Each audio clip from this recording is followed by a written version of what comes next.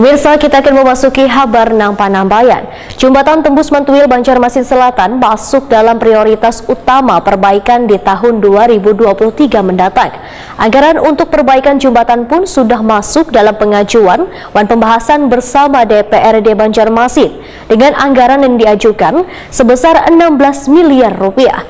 Anggaran yang sudah beberapa kali diajukan diharapkan tahun ini bisa disetujui.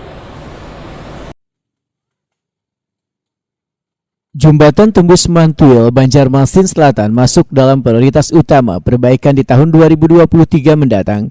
Anggaran untuk perbaikan jembatan pun sudah masuk dalam pengajuan dan pembahasan bersama DPRD Banjarmasin dengan anggaran yang diajukan sebesar 16 miliar rupiah. Kepala Bidang Jalan dan Jembatan Dinas PUPR Banjarmasin Dedi Hamdani Wetakuni Prima TV Baisukan Jumat 21 Oktober 2022 memedahkan anggaran untuk perbaikan jembatan tembus Mantuil tersebut sudah beberapa kali diajukan hingga diharapkan tahun ini bisa disetujui. Bahkan Dinas PUPR Banjarmasin dalam 2 tahun ini sudah melakukan berbagai upaya membebaskan lahan di sekitar proyek jembatan yang nantinya akan dilebarkan sepanjang 30 meter dari sebelumnya. Jembatan tersebut nantinya, ujar Dedi Hamdani, akan berbentuk jembatan beton melengkung. Pembebasan lahannya akan dimulai dari depan Rumah Sakit Sultan Suryansah Banjarmasin. Dedi Hamdani memadahkan pembangunan jembatan ini adalah merespon keinginan warga Naswalawas menginginkan dibangunnya jembatan permanen.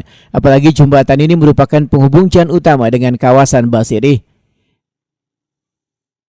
Ada prioritas utama untuk tahun depan, salah satunya adalah jembatan tembus Mantuil.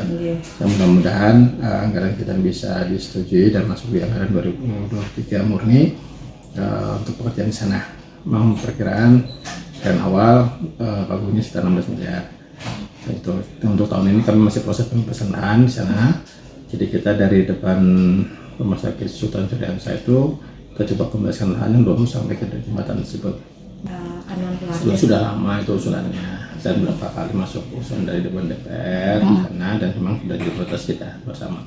Mudah-mudahan itu bisa, target kami sih mereka jalan itu lebar, bisa dua mobil berjalan dengan aman. Sementara ini kan dia sempit tuh. Yang ada pembebasan tahun ini pembebasan, untuk kita berharap untuk di tahun depan jembatannya dulu sambil untuk kita lebarkan jalannya. Dedi Hamdani menambahkan, pagu anggaran sekitar 16 miliar rupiah hanya terfokus pada pembangunan jembatan tembus Mantuil dan belum termasuk dalam anggaran untuk pembebasan lahan.